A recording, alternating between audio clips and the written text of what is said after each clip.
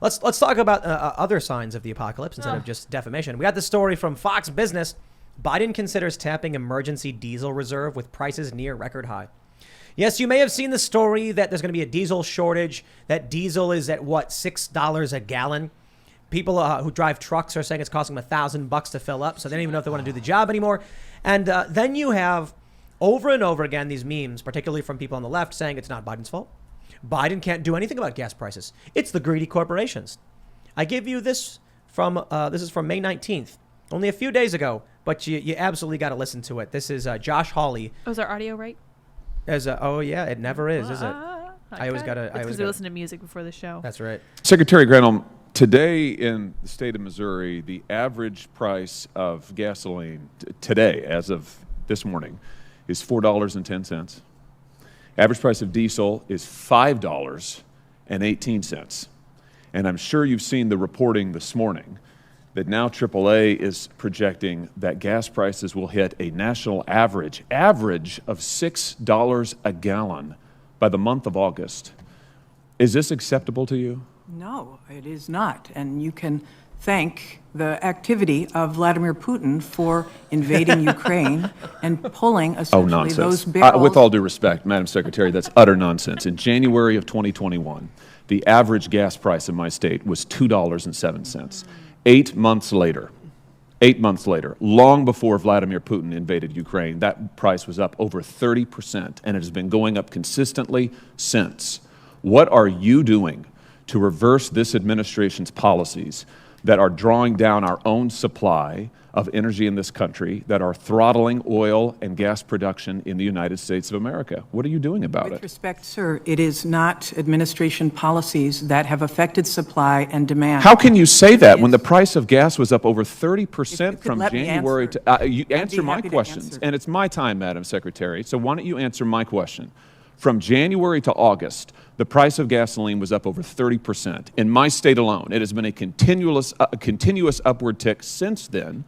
And here's what your president did when he first came to office. He immediately re-entered the Paris Climate Accord. He canceled the Keystone Pipeline. He halted leasing programs in ANWR. He issued a 60-day halt on all new oil and gas leases and drilling permits on federal lands and waters. That's nationwide. That accounts, by the way, for 25% of U.S. oil production. He directed federal agencies to eliminate all supports for fossil fuels. He imposed new regulations on oil and gas and methane emissions. Those were all just in the first few days. Are you telling me that's had no effect on our energy supply?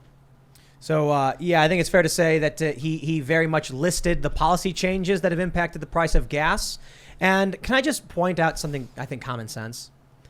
When you have a political party that has been screaming climate change and carbon emissions, do you think they're the party that's going to get you cheap gas? I mean, no. If you are someone who is also worried about climate change, you're probably happy that Joe Biden did those things. The repercussions are regular working class people aren't going to be afford to drive. Food prices are going to skyrocket. There's going to be shortages of diesel. And if we have to tap into these strategic reserves, I wonder, considering the fertilizer shortage already, what's food going to look like this fall when the harvest comes and ain't nothing coming through? Winter is coming, my friends. And when they try and claim it's Vladimir Putin who did this, here's what I hear. I hear them saying, we did this and we're glad we did this, but we don't want you yelling at us because we're going to do it more. So we need a scapegoat. So yeah, get ready for it. It's going to get worse. Yeah, the fertilizer situation is really critical. Already you see, obviously what's happening in the Ukraine has really just shut off all of that grain. And then India, of course, they've cut off their exports. And you really have to wonder in the long run, and when I say the long run, I mean in the next year or two, where we're going to be. Because if you don't have the fertilizer, and if you have an industrial farming system, right, the fertilizer, the petroleum-based fertilizers are essential to the food supply. Well, you don't have food. The only thing you then have are stores. Now, I think America will be okay. I think, most of Europe will be okay. They'll hurt.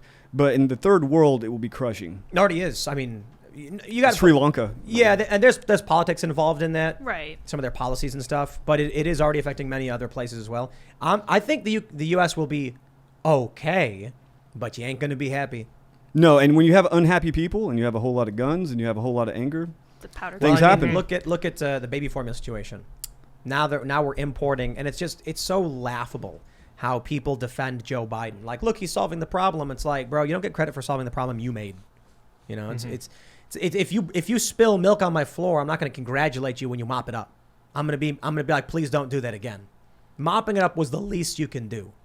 This is what we're dealing with now. You're gonna get angry people. You know, babies is bad enough, but I think we're gonna see a lot of shortages. I saw an article that said that you can take methane and break it into hydrogen and graphene. So there are ways out of this, but people are so hooked on the short-term oil for whatever reason. We have been for the last 40 years of my life, 43 years. I don't know. It's always like just 2 years away, just 5 years away. Just like, what are we waiting for? It's real simple. We built a world on oil. We are now standing on the pillars of fossil fuels. That's why we need them. Mm-hmm. You can't just take that away, because then your tower will fall. And that fall is going to kill a lot of people. So what can we do? I mean, slow changes, build new infrastructure to hold up our civilization with alternate energies. Nuclear power sounds like a great idea. I'm a big fan of renewables, tidal energy, geothermal, all really great. Instead, it just seems like the people who are deeply concerned about climate change, and there are a lot. I think climate change is an issue. I think pollution's an issue. I think dead zones are an issue. But I think the real argument here is human experience versus non-human experience. That is to say, if you were to just shut off the oil right now, like Greta Thunberg wants, and just kill 60 some odd million people, because all of a sudden, I mean, as I have to mention, diabetics are the first to go when the power goes out. Then it's, no food, no transport, no heating. So you really are just the people who are vulnerable, just 60 million, I think is the estimate. You can do that. But the human experience is why we're here. So you have these two trains of thought. One, that it doesn't matter what humans perceive, think, want.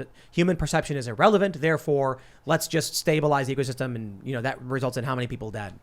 Then you have people who are like, okay, look, we can be better stewards of this planet, while recognizing that we are humans. We perceive things in a human way, and we want to protect human life and what brings us joy. In which case, just this utilitarian kill as many people as possible for the sake of reducing carbon doesn't work. Well, I differ with many of those on the right on this topic. I do think that obviously our job as humans is to survive, right? That's the core. Other than salvation, let's say, the essential task of the human being is to survive. But in the last 150, 200 years, the absolute destruction on the environment that has been wrought primarily through technology can't be ignored. And while I think climate change is somewhat of a red herring, it's dubious as to whether or not the evidence backs up the theory, and ultimately it's a kind of slow-moving thing. What we do have in our faces right now, as you say, pollution, the dead zones, but really habitat loss, particularly like in the Amazon or in Africa, which is driven primarily by China at this point, but also the species loss. I mean, once they're gone, they're gone. And I think the reason that radical environmentalists are so passionate about this, and I feel very much in the same way, is that we are at a critical point that just because there's trees everywhere doesn't mean you have an old ecosystem, right? You go to you look at the Appalachian mountain range, all of that's new growth, all of it. It was cut down sometimes twice, 100, 150, 200 years ago, 250 years ago. So what you have now all over the earth, what is still green, is in the southern hemisphere. And that's being rapidly eroded, again, primarily by China. And I don't know what the way around it is, but I do think that the urgency, that's one reason I'm so frustrated by people like Greta Thunberg, right? She's a joke. It's hilarious to watch her. She makes funny memes, that Swedish death metal meme, hilarious. But it completely covers up the real critical issue that we are still, to this day, as we have for 2 centuries, destroying the natural environment, and it's never coming back. So we have to find some place in between. But, as it's been pointed out by many on the right, like in America, for instance, many of those in the Sierra Club who founded the Sierra Club, you could say, at least by today's standards, are very right-wing, especially on issues of immigration. But if you don't have a country, right? If it's no longer your country and you don't have harmony, you don't have cohesion, you don't have any way of exerting your will anymore, well, then you're not going to save the environment and you're not going to save yourself. I do think that, and again, starting local. I think the equation is actually fairly simple. People scream climate change. The World Economic Forum says you will own nothing, you will be happy. The people who are claiming that the earth is being destroyed are not the ones who are going to give you a good economy. Absolutely. Donald Trump gives us this roaring economy and growth that, Obama said wasn't possible. Yeah, well, growth means more kids means exponential growth. So certainly the people who are like climate change is destroying the planet are not going to be happy that Donald Trump was doing that, right? No. So then when Joe Biden, the Democrats, the party of climate change, gets into power, what are they going to do? They're probably going to enact policies to reverse what Trump did, hurting people, but benefiting their ideology. That is not a moral statement on climate change, what we should or shouldn't do on the environment. It is a fact statement. Joe Biden helping people, giving them a better economy, giving them cheap fuel, meant they were going to eat. It meant they were going to have children. It meant these values are going to create more people. If you are Bill Gates and you're like, we need less people, you're not going to be happy with Donald Trump now, are you? You're going to want the opposite.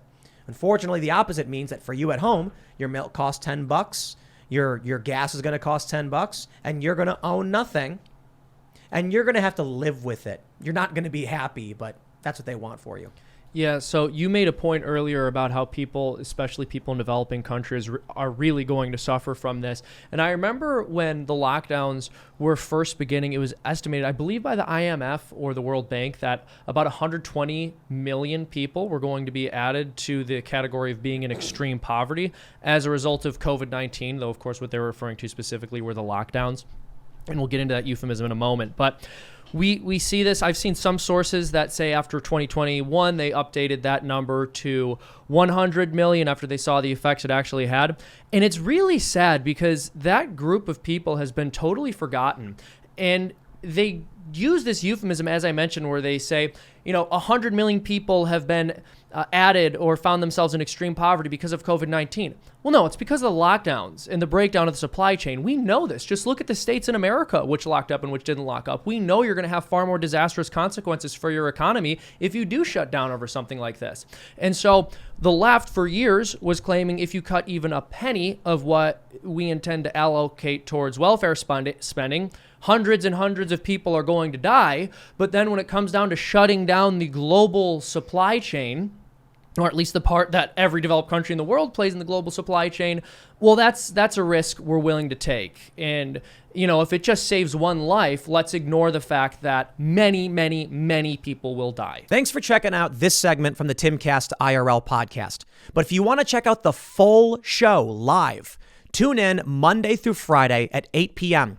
And if you want more special access content, head over to timcast.com and become a member.